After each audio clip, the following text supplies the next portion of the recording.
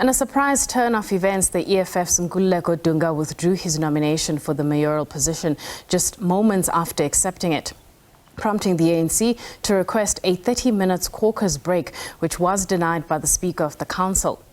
The Democratic Alliance nominated the recently ousted Mayor, Tanya Campbell, while the ANC nominated its Chief Whip, Jongizizwe Dlabati. Last week, the ANC's Ekurhuleni chairperson and former mayor, Mzwandile Masina, confirmed he did not avail himself for the mayoral position.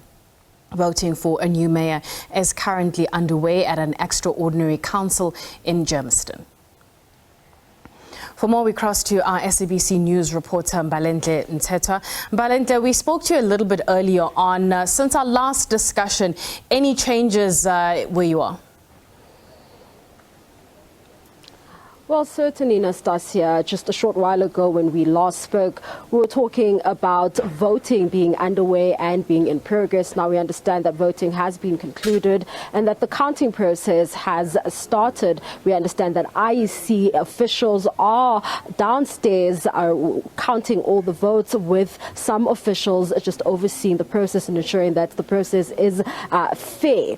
Now we will find out shortly or after the lunch break who then will succeed the mayor, Tanya Campbell, or if Tanya Campbell will return as the mayor yet again. It could go either way. You will remember that just a little bit earlier on, that withdrawal from the EFF could signal a collapse in those coalition talks between what could have been a coalition agreement between the ANC and the EFF, as well as other minority parties. It's unclear. I'm joined by Action SA's Bongani Baloyi, who's going to give us a sense of how they are feeling going forward, and if they're optimistic that, this could go their way yet again.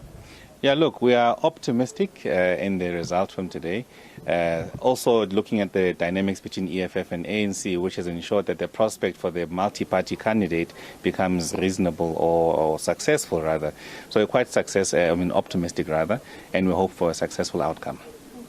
Now, we've seen back and forth between, the multi-party administration as well as Action SA. Would you say that this is a strong coalition agreement, or do you still have a strong agreement in place with the DA? Yeah. Look, I think we'd have to venture into that space after what happens today. But today we found an opportunity that did not exist in a prior council meeting, where there wasn't any clear indications of success working with the multi-party coalition. Because this will again become a minority coalition. There's something we must be alive to. And we're very uncomfortable being part of a minority coalition, because it's of its implication of not being able to create a sustainable environment with the stability underlying. But in this case now, we've been presented with an opportunity. So we felt that we're not going to field our candidate. We're going to support the multi-party candidate and hopefully restore things as they were. But mind you, as this mess back and forth is happening, look at the refuse collection in Ekurhuleni. In some communities have not had any refuse collection for 7 or 6 weeks. So we need to have an executive that goes in to fix these problems. Now, you talk about a minority coalition. I mean, this seems to be volatile in itself. Are you worried that if, your candidate does emerge victorious today, you might not face yet another motion of no confidence? Look, we don't see it happening in the foreseeable future, because I think that can only be propelled by collapse of service delivery. And I think we still have a chance in rescuing that. We don't see ANC and EFF working together after what has happened. Well, God willing, it doesn't happen. Then it gives us a longer period of time to stabilize government, improve service delivery. And that's what we want to try and do. This will remain a minority government because of the posture taken by the DA on the EFF and those challenges there as well, and also other multi-parties. And I think people must understand, as we're investing in the institution of coalitions in Gauteng, is going to be fluid, and we must try and find each other after the turbulences that we are facing initially. Now, you will remember that just before that motion of no confidence, there was a statement issued by 7 minority parties, also just saying that they would support the motion of no confidence. Were any of those political parties, some of them, were they part of the coalition agreement? And have you been able to mend relationships if there were any? Look, I think also with the PA, there's been conversations which have been fluid with them, trying to get them on board.